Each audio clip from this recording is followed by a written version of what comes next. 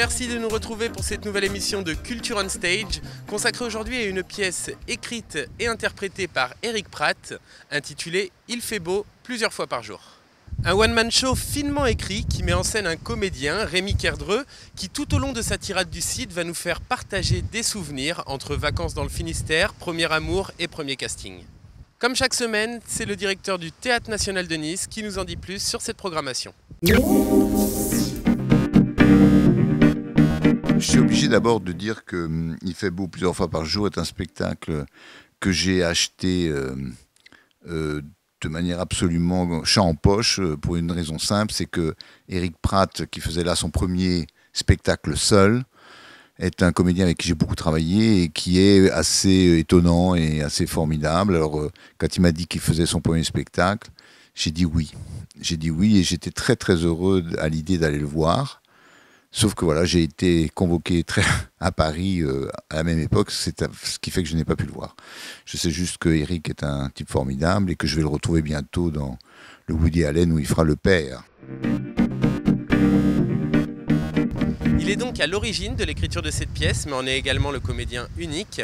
L'acteur de Tati Daniel et du Bruit des glaçons a accepté notre invitation pour répondre à nos questions. C'est Eric Pratt pour Azure Art Media.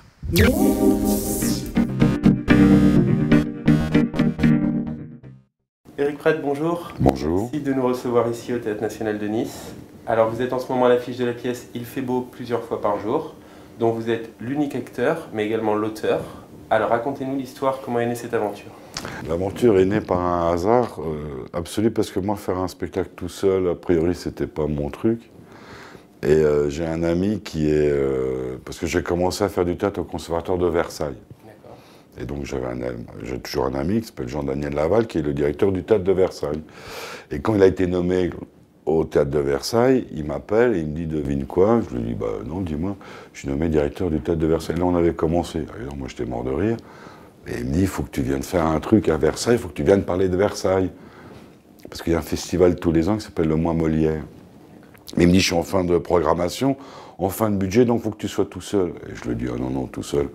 Moi, je le fais pas, j'ai pas envie d'être tout seul, ça m'intéresse pas. Il dit, écoute, réfléchis si tu as une idée. Et un jour, j'ai une idée, je l'ai appelé, il me dit, ok, on le fait. Et donc, c'est parti comme ça. D'accord. Donc, c'est un petit peu autobiographique, l'histoire. Alors, c'est je suis parti de trucs qui sont vrais, mais il y a beaucoup de choses inventées, et puis j'ai attribué à certains personnages des choses que j'avais vécues avec d'autres personnages, parce que c'est vrai que la première version, il y avait trop de personnages, on se perdait. Donc après, en fait, j'ai fait des mix de plusieurs trucs pour qu'on puisse suivre quand même les personnages au fur et à mesure du spectacle, quoi. Parce qu'il y en a déjà pas mal, mais avant, c'était bénure, quoi. C'était un péplum, quoi. Alors, vous incarnez Rémi Kerdreux, un comédien donc, qui joue le rôle de Rodrigue dans le Cid, et qui donc tout au long de sa tirade va repenser à des événements marquants de sa vie. Alors, qui est plus précisément ce Rémi Kerdreux?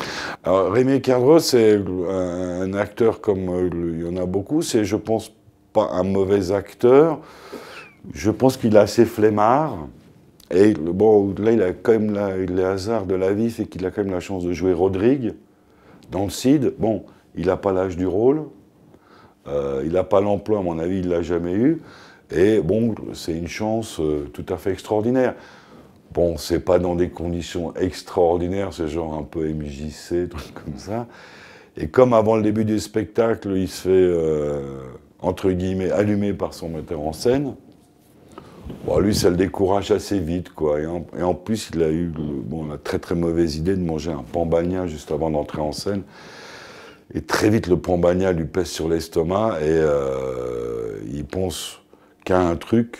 Il y a un pot après, offert par le théâtre, et donc il pense qu'au pot. Donc il dit, c'est un terme du jargon, de notre jargon, il met le pilote automatique jusqu'à la fin de la présentation, jusqu'au pot. Et en fait, du coup, il rêve à plein de choses. Et parce que le point de départ du spectacle, l'idée que j'avais eue, c'était ce à quoi pense un acteur pendant qu'il joue.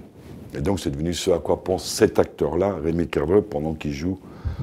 Et donc j'ai voulu donner un cadre qui est un truc hyper connu, qui était la tirade du Cid, ce mois dont cette troupe s'avance, etc. Donc voilà, c'est ce à quoi pense cet acteur Rémi Kerdreux ce jour-là, pendant qu'il joue cette tirade du Cid.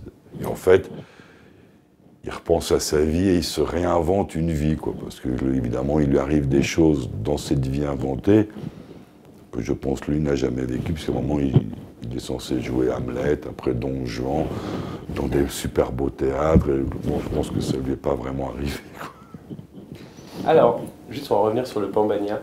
Moi je pensais que c'était... donc est-ce que ça fait vraiment partie de la pièce ou est-ce que c'est une dédicace parce que vous êtes à Nice? Non, non, ça fait vraiment partie de la pièce. C'est venu parce que ça m'est arrivé une fois, et moi c'était pas un Pambagna, c'était un hot dog. Et j'avais bouffé un hot dog trop vite avant de jouer. Et toute la soirée, mais j'ai ramé, j'avais une espèce de truc d'aérophagie dans l'estomac. Je me dis, mais quel imbécile d'avoir bouffé un hot dog. Et après, quand j'écrivais le truc, je trouvais qu'un hot dog, c'était ce truc Pambagna, j'aimais bien le son.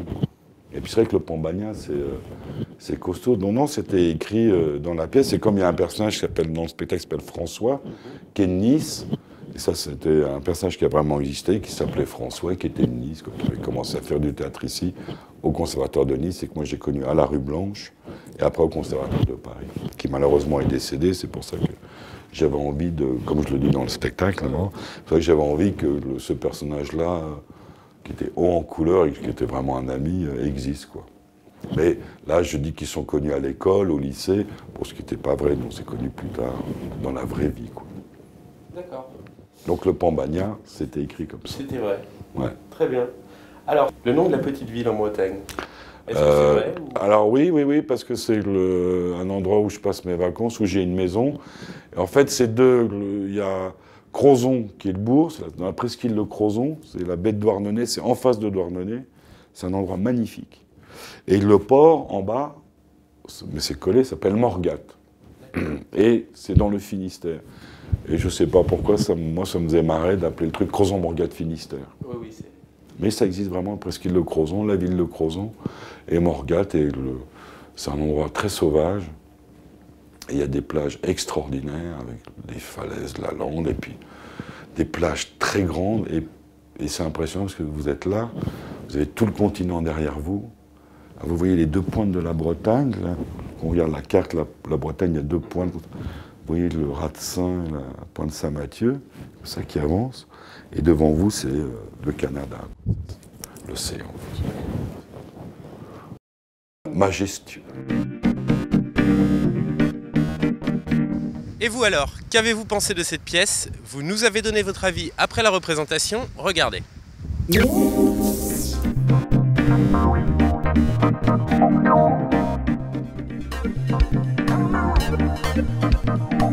Dans un premier lieu, j'ai trouvé ça extrêmement émouvant, ensuite bien construit. C'est très théâtral puisque le thème est le théâtre et tout ce qui peut se passer autour du théâtre. J'ai pas tellement accroché, j'ai pas été très convaincu par ça. Je trouve qu'il y a des longueurs, beaucoup de répétitions aussi. Très très belle pièce, une très belle performance d'acteur, parce que quand on arrive, il n'y a pas de décor du tout. Et il arrive donc pantalon noir, chemise blanche. C'est dynamique, c'est gai, il y a des sujets d'actualité puisqu'il y a des gens qui sont de tous les horizons. Mon comédien est pas mal, quoi. Une pièce bien jouée par Eric Pratt, qui a beaucoup d'énergie, qui dépense beaucoup pour le public. On voit plein de personnages sur scène, alors qu'en fait il y a une seule personne. J'ai trouvé qu'il avait énormément de dynamisme et de pêche, parce que c'est pas évident de se déplacer, de sauter et de passer d'un personnage à l'autre comme il le fait. Une formidable performance d'acteur puisqu'il joue plein de rôles et puis qu'il passe vraiment d'un rôle à un autre avec une aisance incroyable et on s'ennuie pas. Très bonne soirée. J'ai passé un moment très agréable et je n'hésiterai pas à recommander la pièce à mes amis. Moi personnellement, j'ai pas trop accroché. Un texte très riche avec effectivement beaucoup d'anecdotes, beaucoup de retours en arrière, de rappels à des choses qu'on connaît, des choses du patrimoine commun. Il faut avoir un peu les cheveux blancs comme moi parce qu'il y a des références un peu anciennes. Voilà, et donc je vous encourage tous à y aller. Voilà, Culture on Stage, c'est terminé pour aujourd'hui. Merci de continuer à nous suivre sur azureartmedia.com. Sachez que vous pouvez également nous retrouver sur Facebook à l'adresse qui s'inscrit en bas de votre écran. Merci à tous, à bientôt!